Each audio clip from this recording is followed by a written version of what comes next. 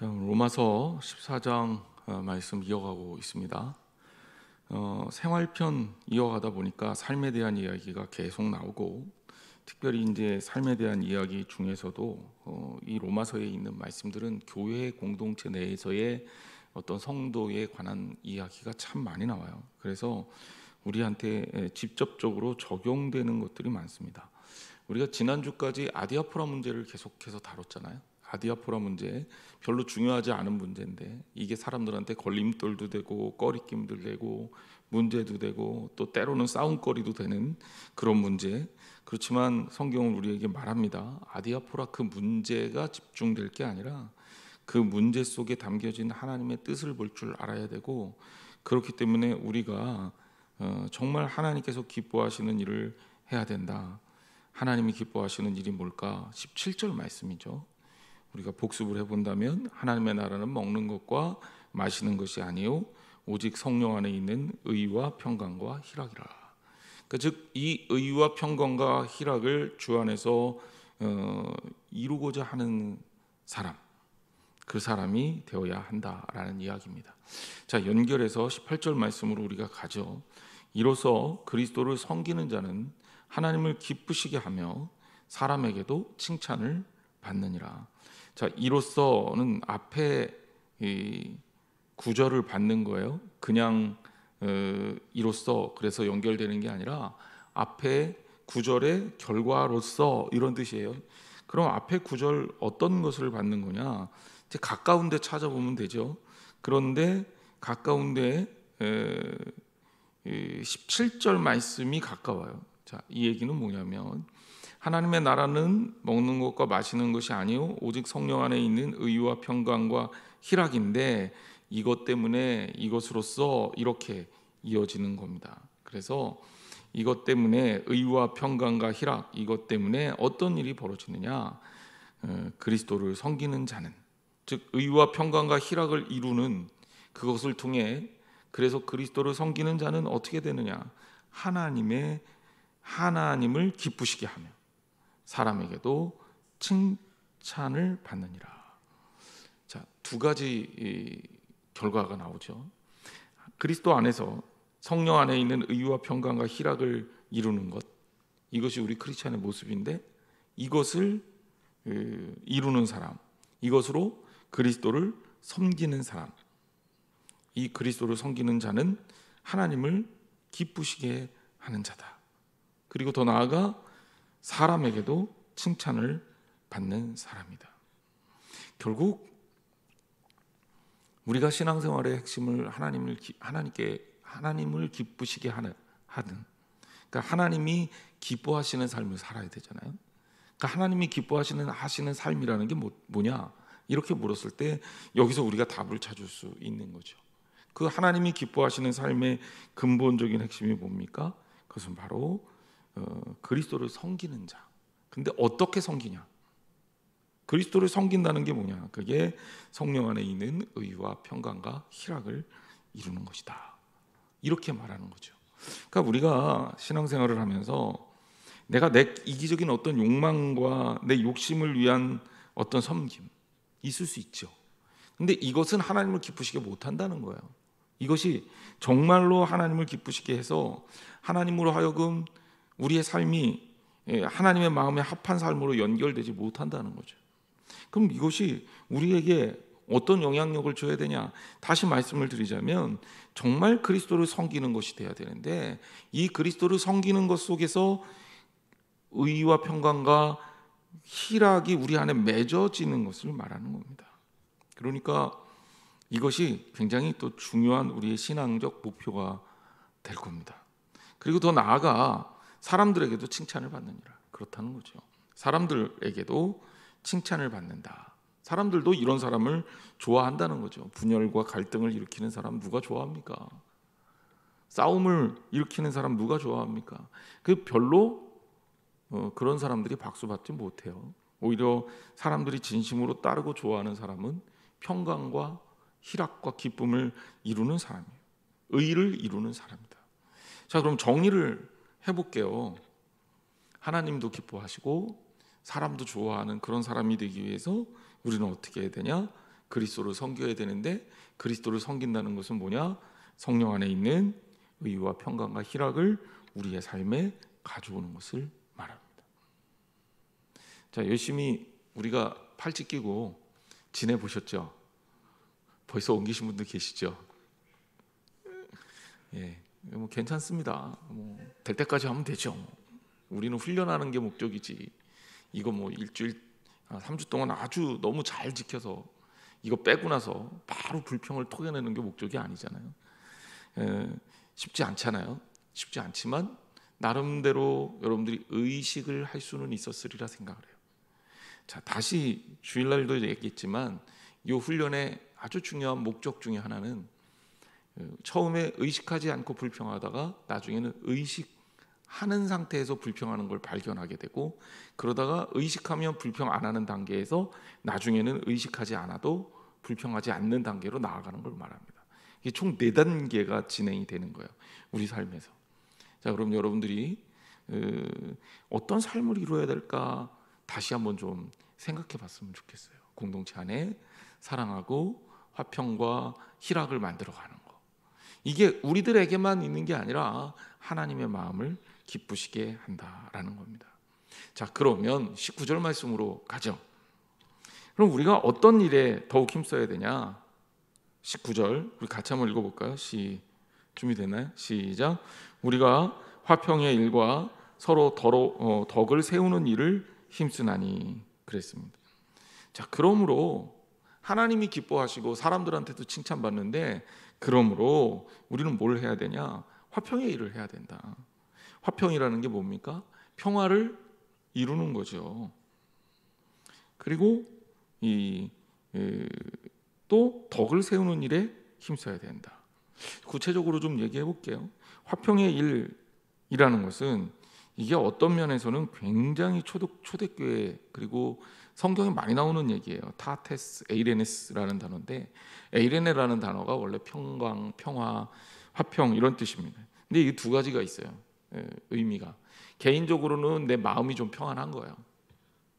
그러니까 우리가 평안을 얻고 평강에 살고 이런 얘기를 하잖아요. 그러니까 우리의 마음이 어떻게 해야 되냐면 흔들림 없이 평안해져야 합니다.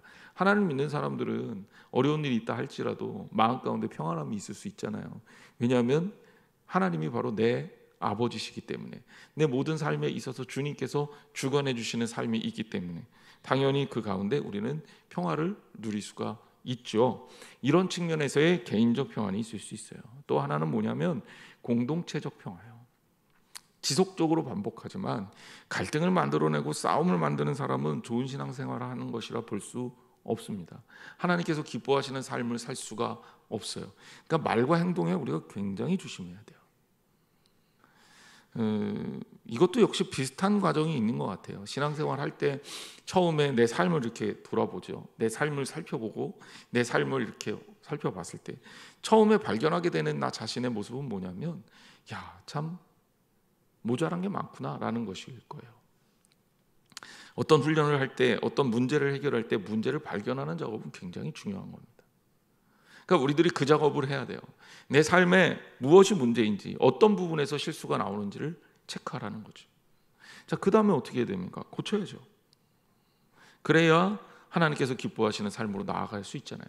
근데 이거 고치는데 우리 힘으로 안 되니까 우리가 주님의 도움을 요청하는 거예요. 이게 회개고 성령님의 함께 하심과 내주하심이에요. 예수 그리스도가 내 안에 있어서 내 삶을 주관하도록 만드는 겁니다. 자, 그 다음에 어떻게 됩니까? 그리스도께서 내 안에 있기 때문에 내가 평안한 삶으로 나아갈 수 있는 거예요. 내 마음이 평안하면 다른 사람들도 평안하게 만들 수 있어요. 내가 짜증이 나니까 불평도 나오는 거고요.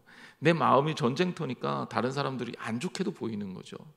우리 마음이 평안하고 기쁘면 기쁜 얘기가 나올 수밖에 없죠. 너무 좋은 일이 있는데 성질내고 이러는 사람 보셨습니까? 별로 그런 사람 없죠. 그러니까 우리의 마음이 에이레네, 주님이 주신 평안 안에서 다스려지고 이것들이 우리 공동체 안에서 서로가 서로에게 배려돼야 된다라는 겁니다. 물론 더 구체적으로 그런 얘기를 해요. 우리가 해야 될 게 뭐냐? 서로 덕을 세우는 일에 힘써라라는 겁니다. 덕을 세우다라는 오이코도메스라는 단어, 이 세우다라는 것은 집을 짓다, 건설하다라는 뜻에서 나온 겁니다. 세우다. 이 구약 성경에도 자주 나오는데 이게 예레미야가 자주 썼던 그런 얘기입니다. 바울도 물론 이 덕을 세우다라는 표현을 굉장히 많이 썼습니다. 바울이 자신의 사역을 설명할 때도 썼고 은사를 설명할 때도 썼어요. 덕을 세운다라는 것을 우리가 좀 생각해 봐야 돼요. 덕이라는 것이 바탕부터 세워지는 것이다 라는 것을 아는 거죠. 덕이라는 것이 뭡니까? 교회의 덕이라는 게 뭐예요? 아름다움이죠. 갈등과 전쟁이 아니라 평화라는 겁니다. 가치가 다를 수 있어요. 생각이 다를 수 있어요. 통일하라는 얘기가 아닙니다. 다 다른데 어떻게 통일해요? 그러니까 우리가 하라는 게 아니라 인정하고 이해하라는 거예요. 여기서부터 시작이 되는 겁니다. 성경은 우리에게 이런 부분들을 뭐라고 얘기하냐면 같이 세워지는 것이다 라고 표현하고 있습니다. 고린도전서 14장 3절부터 5절까지 말씀 한번 찾아볼게요. 고린도전서 14장 3절에서 5절.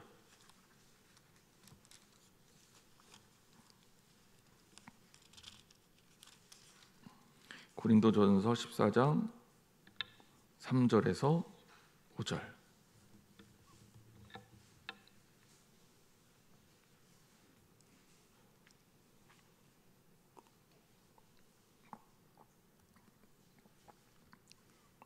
같이 한번 읽어보겠습니다. 그러나 예언하는 자는 사람에게 말하며 덕을 세우며 권면하며 위로하는 것이요 방언을 말하는 자는 자기 덕을 세우고 예언하는 자는 교회의 덕을 세우나니. 자, 일단 바울이 덕을 세운다라는 표현을 많이 썼다라는 건 우리가 증거로 확인할 수 있죠. 자, 예언의 가치에 대해서 얘기하고 있는 거예요. 예언은 덕을 세우며 권면하며 위로하는 것이 예언이다. 예언이라는 게 앞니를 이렇게 막 맞춰갖고 너는 뭐 할 거야? 너는 뭐 할 거야? 이 얘기가 예언이 아니에요. 그게 오히려 분쟁이 되면 그건 예언이 아니에요. 예언의 정확한 의미는 하나님 말씀을 전달하는 거죠. 하나님 말씀을 전달하는 거예요. 그게 예언이에요. 예언자의 가치는 하나님 말씀을 잘 전달하는 데 있다. 이렇게 생각하시면 돼요. 그럼 하나님 말씀을 잘 전달하면 하나님 말씀이 어떻게 될까요? 그 가운데서 일할 거 아니에요. 하나님 말씀이 일하지는 장소에 어떤 기적이 일어납니까? 교회의 덕이 세워지죠. 그것은 어떤 형태로 나타나냐? 권면하는 것으로, 또 때로는 위로하는 것으로, 또 덕을 세우는 일로 나타난다라는 겁니다. 반면에 이제 여기 방언하는 것은 자기의 덕을 세우는 거다. 자기의 덕을 세우는 게 나쁜 건 아니에요. 여러분 오해는 하지 마세요. 방언이 나쁜 거냐? 아니에요. 중요해요. 왜? 제가 늘 얘기했지만 방언은 하나님과 가까이 하는 개인적 신앙 경험에 필요에 따라 하나님이 주시는 거예요. 방언이 좋냐? 좋죠. 안 받는 것보다는 받는 게 낫죠. 하지만 안 받는다 그래서 신앙생활을 못하냐? 전혀 아니에요. 그러니까 방언을 못한다고 여러분 실망할 필요도 전혀 없어요. 나는 내 식대로 내 스타일대로 하나님께서 주시는 은사대로 가면 되는 거예요. 그러니까 은사라는 것은 뭐냐면 모든 사람들에게 다 주시는 게 은사가 아니라 그 사람의 필요에 따라 주시는 거니까 때로는 어떤 사람에게는 이 은사도 주시고 어떤 사람에게는 저 은사도 주시는 거예요. 그리고 모든 사람에게 다 필요한 최고의 은사는 사랑이고 이게 이제 고린도전서의 의미이거든요. 여기에서 중요한 얘기는 뭐냐면 교회의 덕을 세우는 것이 개인의 덕을 세우는 것보다 더 중요하다는 거예요. 우선순위의 문제라는 겁니다. 결국 우리가 신앙생활 하면서 아름다운 공동체인 교회의 덕을 세우는 일은 굉장히 중요하다. 자, 역으로 이렇게 우리가 질문할 필요가 있어요. 목사님, 어떤 사람은 개인으로 볼 땐 믿음이 굉장히 좋은 것 같은데 교회에서는 별로 도움이 안 되는 것 같아요. 어때요? 신앙생활 잘하는 겁니까? 잘 구별하셔야 돼요. 이게 이제 영적 분별력이 필요한 거예요. 그러니까 분별력은 지적으로도 영적으로도 필요한 거예요. 이게 되게 중요해요. 내가 혼자 신앙생활 잘하는 건데 교회 안에서 문제가 일어난다? 이거는 하나님을 기쁘시게 못해요. 교회 안에서 덕이 세워지지 않았잖아요. 교회 공동체를 깬다? 더더군다나 하나님을 기쁘시게 못해요. 하나님께서 원하시지 않는 거예요. 정말 중요한 것은 하나님의 전인 교회가 하나님 말씀 앞에서 든든하게 아름답게 세워지는 것을 주님이 원하시는 거예요. 이게 우리들이 가져야 할 가장 중요한 핵심이에요. 교회가 온전하게 설려면 교회가 건강해야죠. 그죠? 교회가 건강해야 세상에 영향력을 줄 거 아닙니까? 우리가 건강하지 않은데 어떻게 세상에 영향력을 주겠습니까? 빛과 소금의 역할을 감당하려면 빛은 밝아야 되고 소금은 짜야 되죠. 근데 그 맛과 그 영향력을 잃으면 어떻게 건강한 교회를 이룰 수 있겠습니까? 그러니 우리가 교회의 덕을 세운다는 것은 교인으로서 가장 중요한 일입니다. 가장 중요한 일이에요. 100번, 1000번, 10,000번 강조해도 지나치지 않아요. 개인은 위대한데 교회의 해가 된다, 하나님께서 기뻐하시지 않는단 말이에요. 그러니까 개인의 일보다는 교회의 일을 생각하는 게 신앙적인 차원에서 맞는 거예요. 이거 헷갈리시면 안 돼요. 그러니까 일부 어떤 사람이 영적인 사람 같고 대단한 사람 같고 능력 있는 사람 같고, 근데 그 사람 때문에 교회 공동체가 흔들리고 휘청거리고 갈등이 생기고 분열이 생긴다? 하나님께서 기뻐하지 않는 일이에요. 이걸 분별하셔야 되는 거예요. 우리가 삶에 대한 이야기, 말씀에 대한 이야기를 계속 이렇게 공부하는 이유는 영적 분별력을 키우는 것도 목적이 하나예요. 왜 영적 분별력을 키워내지 못하면 우리가 계속해서 이단들에 휘둘릴 수밖에 없고 잘못된 신앙에 휘둘릴 수밖에 없고 교회 공동체가 금이 가고 깨질 수밖에 없어요. 고린도 교회 왜 갈등 생겼습니까? 분별력이 없어서 그래요. 아니, 바울을 따르는 게 중요합니까? 베드로를 따르는 게 중요합니까? 교회를 아름답게 하는 게 중요합니까? 그런데 그것 때문에 갈등이 생긴다고요. 내가 옳으니 네가 옳으니 하다가 소송 싸움을 해요. 법정 싸움을 해요. 교회 안에서. 하나님께서 기뻐하실 리가 없는 거죠. 이런 분별력이 없으면 그 공동체는 문제가 생길 수밖에 없어요. 그러니 여러분들은 분별할 줄 알아야 돼요. 우리 안에서 정말 하나님을 기쁘시게 하는 것이 무엇인가, 이거를 분별할 줄 알아야 돼요. 그리고 그 분별력의 첫 번째 대상자는 나입니다. 나. 다른 사람을 내가 가진 잣대로 막 판단하라는 얘기가 아니에요. 그게 분별이 아니에요. 내가 하나님 앞에서 어떻게 살아야 할지를 분별하는 거예요. 이게 영적 분별력의 첫 번째 목표입니다. 그리고 우리 안에, 공동체 안에 그리스도 안에서의 의와 평강과 희락을 추구하는 거죠. 왜? 그것이 하나님의 나라니까. 자, 20절 말씀, 이런 맥락으로 오늘 본문을 보면 다 연결이 되어 있습니다. 20절, 음식으로 말미암아 하나님의 사업을 무너지게 하지 말라. 만물이 다 깨끗하되 꺼리낌으로 먹는 사람에게는 악한 것이라. 자, 음식으로 말미암아 하나님 사업을 무너지게 하지 말라. 음식을 먹을까 안 먹을까, 이게 굉장히 중요한 이슈였다 그랬죠. 오늘 우리들한테는 이게 중요하지 않잖아요. 그죠? 돼지고기 먹고 왔다고 돼지고기 먹었으니 너 율법을 어겼다 그러고 정죄할 사람 없잖아요, 우리 안에. 그러니까 음식 때문에 우리는 문제가 되지 않지만 그 당시에는 이게 엄청난 이슈였다고요.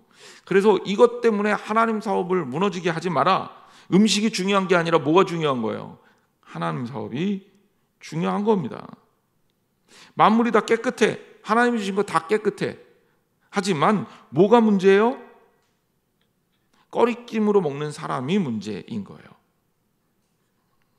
그러니까 음식물 자체는 그릇된 것이 없지만 음식물을 먹는 습관이나 마음의 자세가 어떤 사람을 실족하게 하는 결과를 가져온다면 그것은 어떤 것을 먹을지라도 나쁠 수 있다라는 겁니다.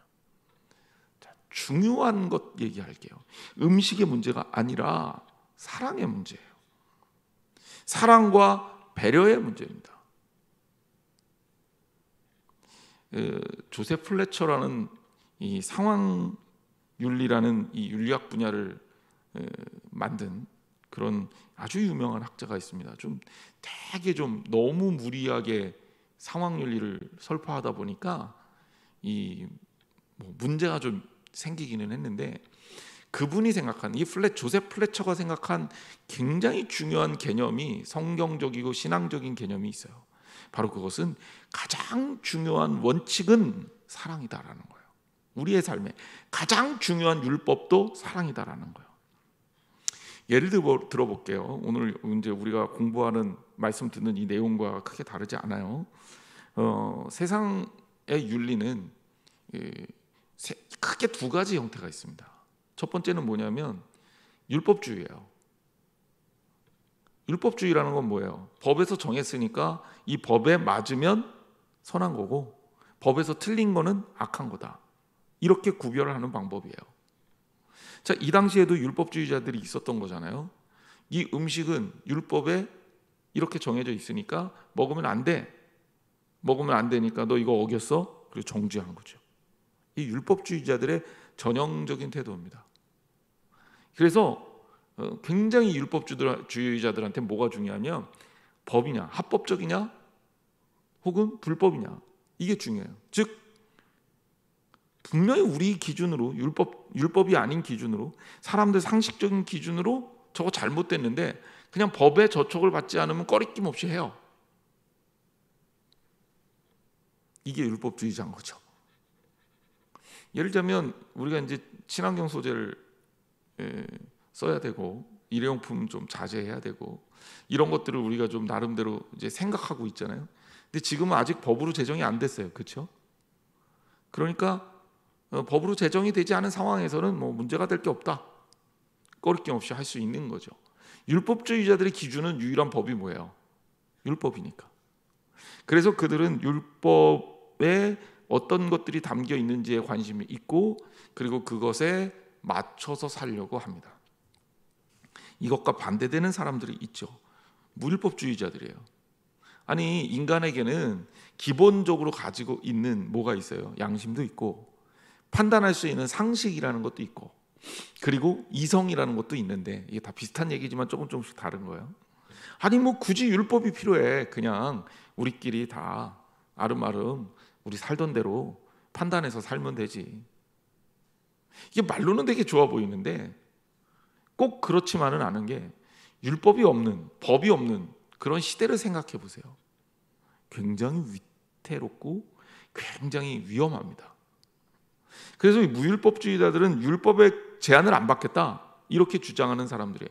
율법이 뭐가 중요해? 그것보다 더 중요한 게 있는데 이게 크게 전통적으로 이 두 가지의 형태의 윤리가 있다는 거죠. 우리 이 땅에는. 그런데 이 플래처가 여기에 무율법주의나 율법주의보다 더 중요한 게 있는데 그건 뭐냐면 상황에 따라 다르게 가야 된다라는 거예요. 그러면서 예를 들어요. 거짓말을 하는 사람이 있다 그래요. 거짓말하는 거 나빠요? 좋아요? 좀 말이 안 되나? 거짓말은 선합니까? 악합니까? 대답하기 싫어요? 일반적으로 우리 기준에는 나쁜 거죠. 십계명에 거짓말 하지 말라 그랬잖아요. 그렇죠? 하나님 계명인데 여러분 이제 큰일 났어요. 하나님 계명에 대해서도 의심을 해. 그래서 나는 거짓말을 하지 말아야 되겠다라고 사로잡혀 있어. 제가 목사잖아요. 장례식에 가서 고인의 행적을 보니까 못된 짓만 하다 돌아가셨어요. 그러면 이제 제가 장례식에 가서 설교하면서 교인들한테 이렇게 얘기하는 거죠.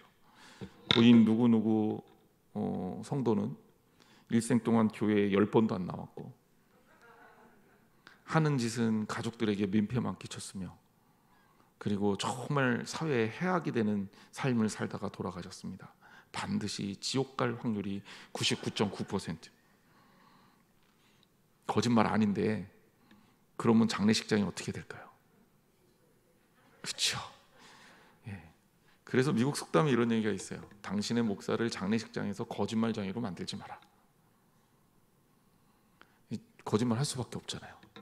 아는데 이 사람이 백해무익한 삶을 살았다 하더라도 그래도 뭔가 하나 찾아내서 칭찬을 하든지 교회는 그렇게 오라 그래도 아내가 그렇게 나오라 그래도 한 번도 안 나오다가 얼떨결에 한 번 행사할 때 못 이기는 채로 한 번 나가고 평생 동안 신앙생활하는 걸 핍박을 했어도 그래도 그 한 번 나온 것 때문에 이 사람이 주님의 품에 거하기를 바라는 마음으로 설교하는 게 목사란 말이에요.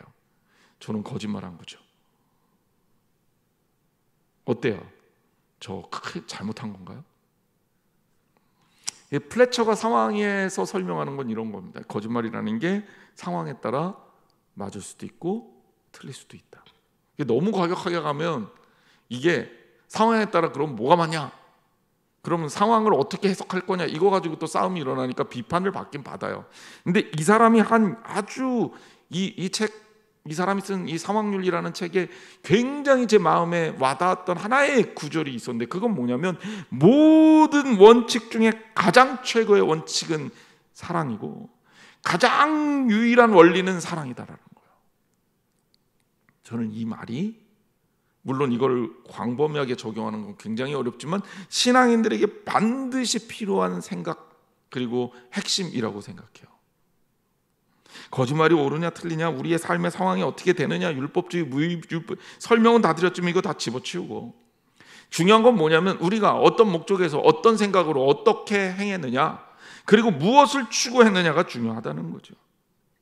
고기 먹을 수도 있고요, 포도주 마실 수도 있고 안 마실 수도 있어요. 그런데 문제는 뭐냐면 이것 때문에 누군가가 내가 이거 먹음으로 인해서 시험에 들어,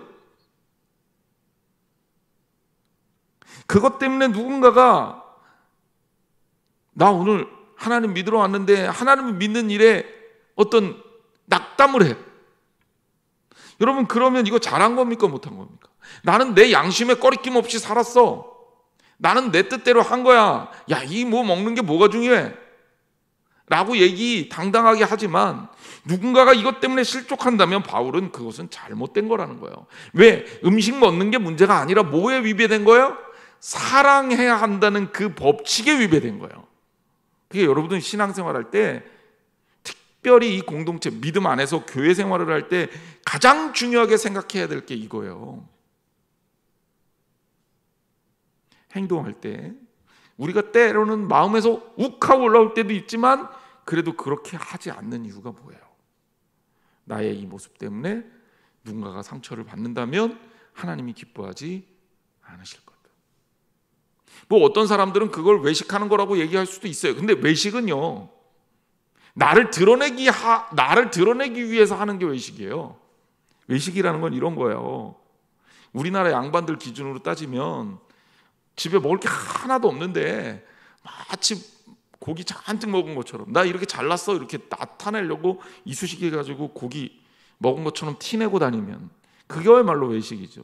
율법주의자들, 당시 바리새인들처럼 사람들 있는 데서 기도 열심히 하는 척하고, 사람들 모여 있는 데서 멋있게 기도하고, 그리고 나는 이렇게 뭐 헌금도 많이 하는 사람이야, 이게 외식인 거예요.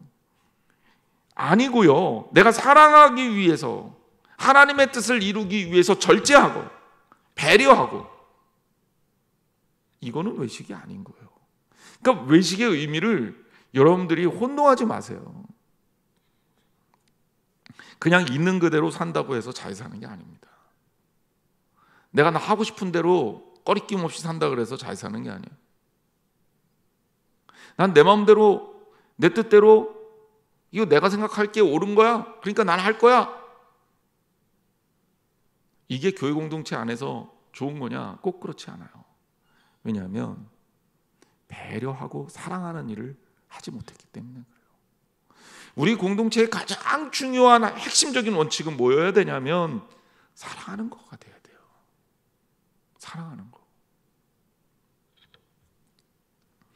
우리 교회에 요즘에 새가족들이 그래도 계속 거의 매주 등록하는 상황이 되고 있습니다. 참 감사한 일이죠.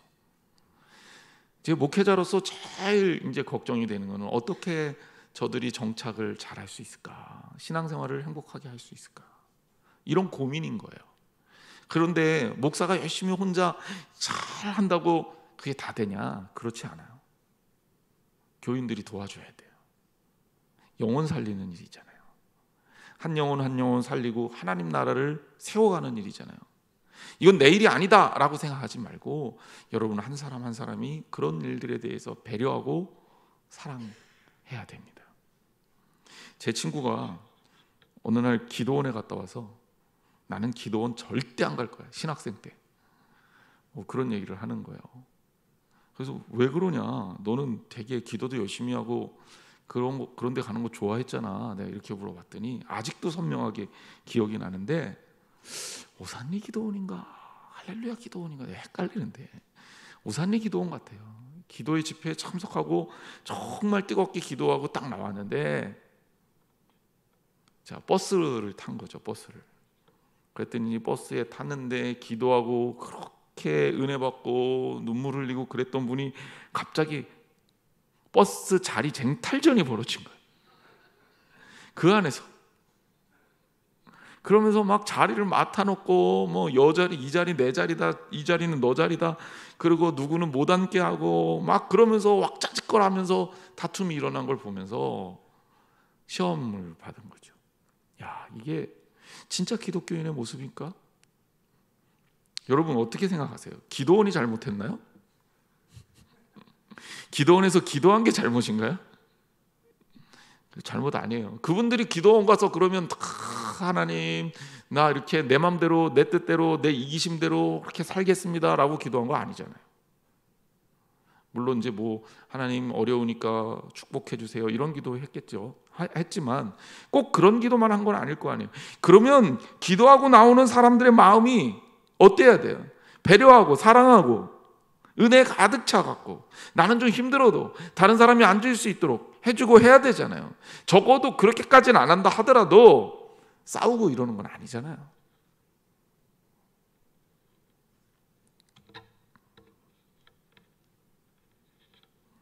어떤 교회에서 일어났던 일입니다.